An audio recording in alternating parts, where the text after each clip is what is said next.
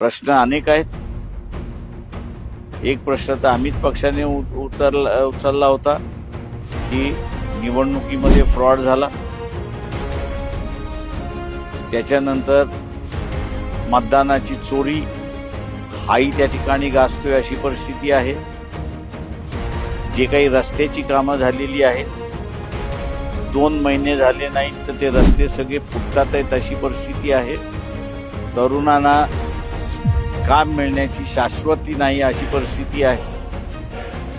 आणि दुसऱ्या बाजूला भारतीय जनता पक्ष जे म्हणतोय की एका कुटुंबाचं राज्य म्हणजे काँग्रेस पक्षामधल्या गांधी कुटुंबांचं राज्य, तर दुसऱ्या बाजूला यांनी काही कुटुंबाची लूट, काही कुटुंबांना लूट करण्याची सूट जी दिलेली आहे तिच्याबद्दल सुद्धा असंतोष आहे अशी परिस्थिती आहे.